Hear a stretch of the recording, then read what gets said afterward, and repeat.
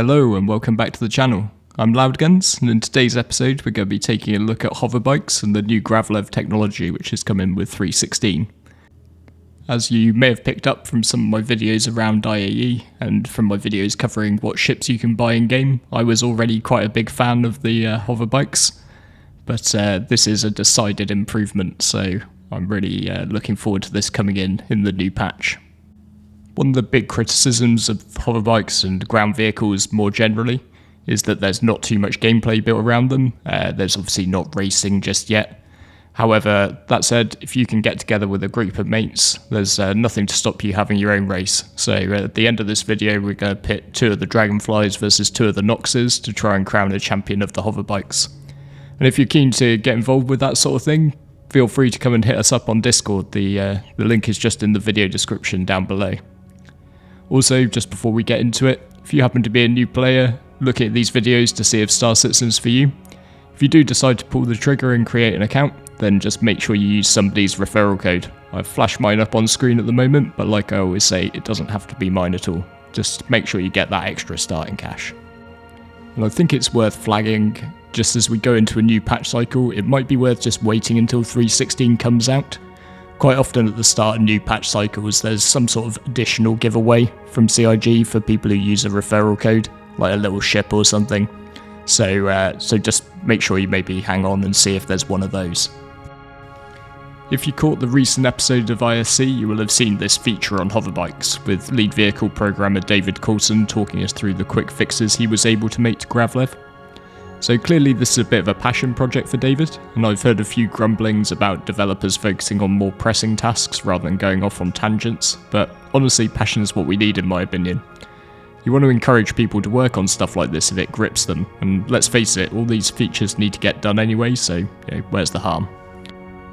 But under the old model, you used to see these bikes bottom out quite a lot, but David seems to have introduced some tweaks to the suspension, allowing bikes to drift over the terrain and cushioning falls from height. To be absolutely honest, it's all completely over my head.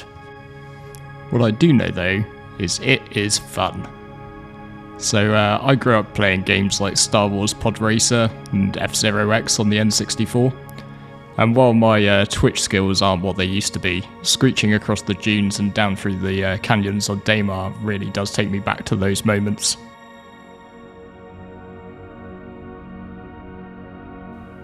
The hoverbikes now have a smoother startup sequence, so just hop on and power up your bike and it should rise gradually into the air. Then you can control the height of the bike with spacebar and control by default on your keyboard. And when you power down the bike, it should lower you back to Earth.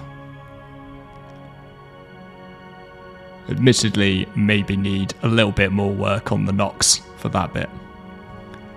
But one of the things that really struck me was how much we actually need little improvements like these. I personally, and I know it would be the same for a lot of you, have largely avoided life on the ground. Ships are just faster, more efficient ways to get places. They've got better scanners, habitation, facilities, oxygen. There's ultimately just a lack of places in the game that a ground vehicle can go that a ship can't. But that did sort of make me realise that we're missing out a bit.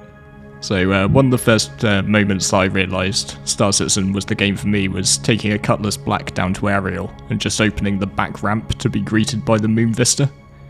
And coming directly from Elite Dangerous, that was my never go back moment, basically. But then, like an awful lot of people, I really haven't spent much time appreciating the moon and planetscapes from the ground. And part of that is that driving has sucked. Technical term. The surfaces of these moons are rough, rugged places, strewn with rocks and other challenging terrain, but these bikes post the changes make short work of them. And honestly, beyond racing, one of the things I'm thinking of arranging for 3.16 is a group bike trek over a huge distance on one of the moons, with people just helping each other make the journey. Listening to Bon Jovi's Dead or Alive on repeat is optional, but highly recommended. But before we get to that, we thought it'd be fun to pit the 2 hoverbikes against each other in a short race over 18 kilometers of Daymar to highly scientifically crown a king. So it's me and Duke Vega on the 2 Dragonflies and John and Ender Shadow on the Aeroper Noxes. It's my party, so I get to say go, and with a bit of Discord lag I got myself off to a good start that lasted all of 2 seconds. But I managed to right myself in time to see Duke Vega smash himself straight into a rock, so I'm now the sole representative of Team Drake. However, Ender's got himself into a bit of a mess too, so I slipped by. But John's way out in front though, having avoided the entire mess of the start line. I did have a whole thing lined up to say about the bikes being decidedly more rugged than they previously appeared, but Duke kinda stuffed that up for me. It does seem after a bit more rigorous testing that certain very head-on collisions still result in a fiery trip into a new clone body. So with that in mind, don't worry Duke, I'm not going to hold that one against you.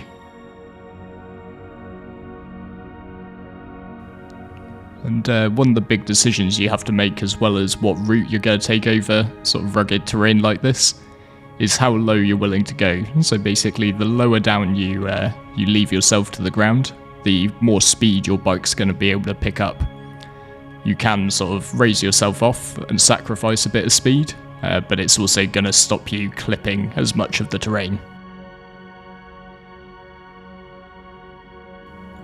If you're interested in racing, even if it's in its current sort of very early form in Star Citizen, then a great date for your diary is Saturday the 15th of January 2022. And that's when we'll see the Daymar Rally, so if my decidedly amateur attempts at racing have whetted your appetite, then definitely tune in there to see how the pros get on. So we're getting about halfway into our race here. I'm feeling pretty good, but definitely I know that Ender's closing on me, and I know that John's way ahead and building even more of a lead at about 2.5-3 kilometers.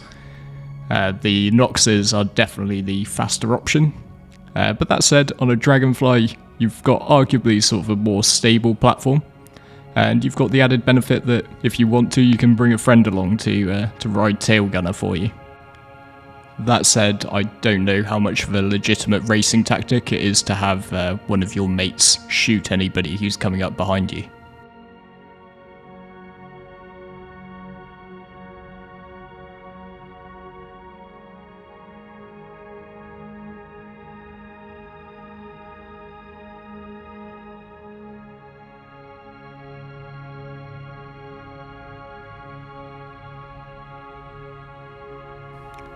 So one of the things I really like here is that they've really worked on those cushioning falls. But that said, taking those big air moments does really cut your speed down, so I know at this point Ender's really on my tail and probably about to go past me at any second, while we can see John's nearly at the finish line. So definitely for pure speed, once we get into these flat zones, you want that Nox. I really seal my fate by taking an additional bounce off that rock there.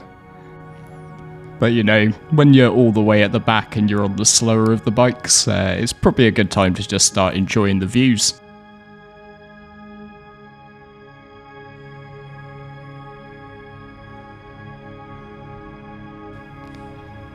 It's also just occurred to me that I seem to have lost an engine, so that might explain some of my lack of speed, if not all. But yeah, the bikes have definitely increased in hardiness. And from up here I got a fantastic view of John ramming into my Mercury Star Runner as he nearly crossed the finish line. So of course I took the opportunity there to press criminal charges against him, because as we all know, criminals can't win races. So with John way at the back there and now unable to compete, I ride on to claim my silver medal for Drake.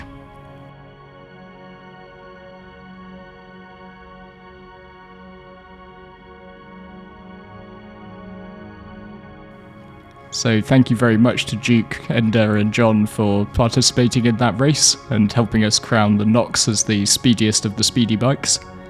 And thank you very much for watching. I hope that this has just encouraged some of you to get out there, get some of these hover bikes and just give this tech a go.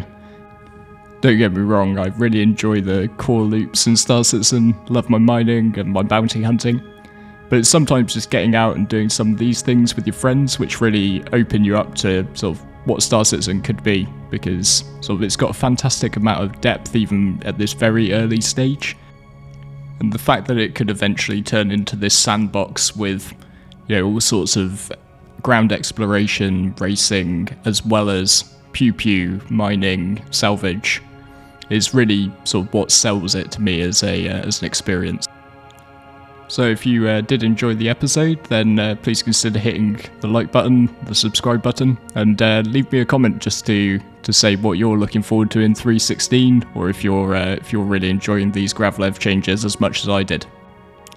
I do my best to get back to all of the comments that I can, but just a fair warning that I'm hosting family Christmas for the first time in my life. Decided after 30-something years that my mother deserved a year off. So if I'm a little bit slower to respond than normal, just bear with me. But with all that said, thank you very much for watching all the way to the end, and I look forward to seeing you in the next one.